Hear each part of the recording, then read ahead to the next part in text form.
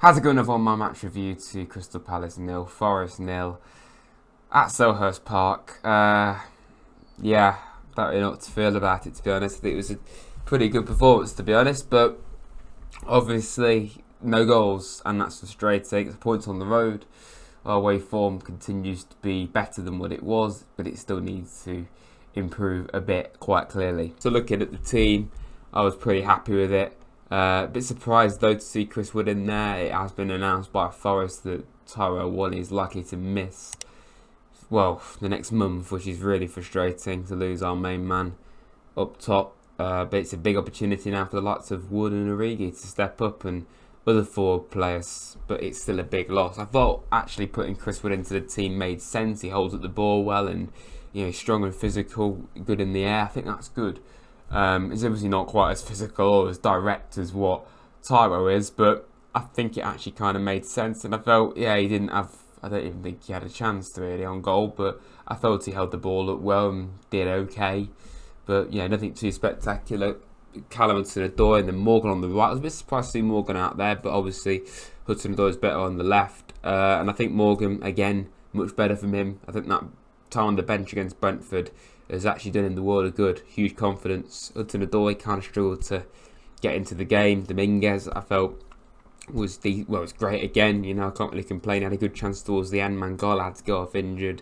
But again, steady from him. Sangare is getting there still. It's a bit difficult to analyse a goalless draw, but we can't just cancel each other out in ways. I thought Toffolo deserved that starting spot. And again, I was pretty happy with him, honestly.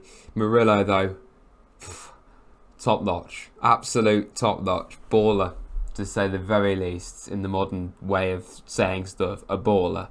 That, honestly, right, everyone knows what I'm going to talk about here. When he went on that run, this is a centre back. Yeah, right, he's from Brazil, he's going to have that flair and that excitement, but he's a centre back doing what he did here. I love the fact that as soon as he received the ball from Morgan Gibbs-White, he just no hesitation. He knew exactly what he was going to do. He knew that he was going to go for that run. And dribbling around a few Palace players, he's so good on the ball. And he's just, I'm really excited about him. I believe he's only 20 years of age. We've got one other player there. Willy Boly again, but it was solid. Serge I think he kind of struggled a little bit, but he did also go off with an injury seemingly. And then Matt Turner kept his place. So, that's the starting 11 reviewed really. Obviously, Palace had a lot of injuries to deal with. So, Klein started his first game in a while. I forget how to say that guy's name, number 44. He played as well. Edouard was fit. It was a bit it was a dual game, really. It was a goalless draw, but I felt like kind of cancelled each other out. Both of us had our chances. I feel like if anyone was going to win it, it probably would have been Forest, because I thought we were really, really strong defensively and just in general, really resolute, resilient.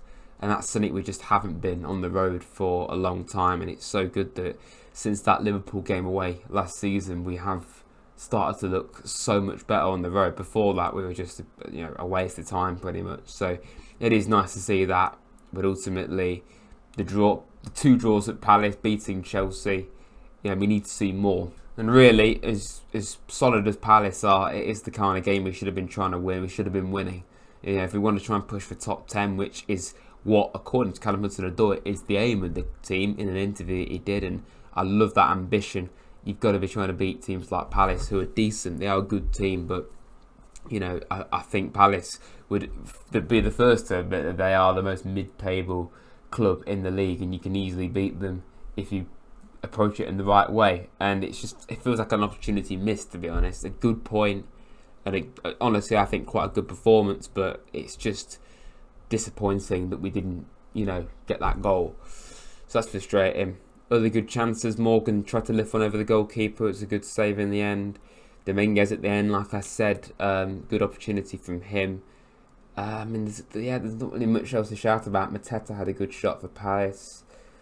That's about all I can really think of. Edouard as well, actually. I watched the whole game and I wasn't particularly bored watching it, to be honest, but it had 0-0 written all over it from quite an early period of the game. So that's frustrating. But we can look ahead to our future games now. Luton at home next. Just a pre-warning, this is going to be the first game in over 2 years at home that I won't be at. and I'm gutted about that, if I'm honest. I've been to every single home game under Steve Cooper, right from that Millwall game all the way until the Brentford game, and I'm pretty proud of that record, but I'll be on holiday that week, so that's really bad timing, to be honest, but it is what it is. I'll still do a review to it, but it'd be weird doing it for a home game, but that's what I'm going to have to do. I'll be at every other home game, at least currently. There's no plans for me to miss any others. But Luton, they had a pretty good performance against Spurs today, not that I've seen it, but only losing 1-0 to a top Spurs side right now. They're going to be a resolute, tough team to beat, I'm sure, but at the same time, we should have more quality than them. And, I was talking to a few Leicester fans today, actually, and they were saying, I think on paper, they've got a stronger squad than Luton.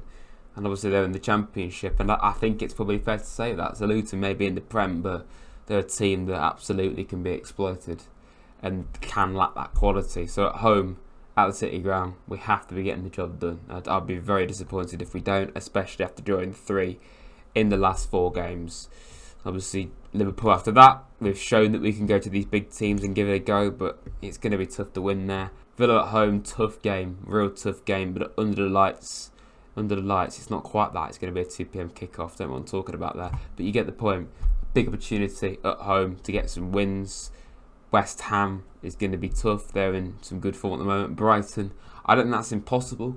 We beat them last season, and they've actually had a few hidings this season. They lost to Athens, they lost heavily to Villa, of course. So yeah, I don't think that's impossible. Everton, big chance there. Fulham, Wolves, Spurs, there's some big games in December there. So there's lots of opportunities coming up, and I just feel it's frustrating today not to get the 3 points. We should have really been getting the 3 points, but there's lots of positive we can take from the performance. The midfield again, Murillo being phenomenal, to be honest. It's just good, and they're not going to have Taro for a while, and obviously it's the international break. Just briefly mentioning the subs, Montiel coming on. I thought we did okay, nothing too much to shout about. Alanga as well. I'm really, really happy to see Yatesy come on. I think he's still got a huge part to play in the team. I think the only reason why he's been out recently is because of fitness. I know he didn't come on against City, but I think he probably had an issue then. We just didn't know it. So I'd like to think that was the case because, I want him to still get chances. Divock came on as well. Again, not really seen much of him so far to shout about, and Czechia, I'd say. He's a solid option to come off the bench. And obviously these lads didn't make it again.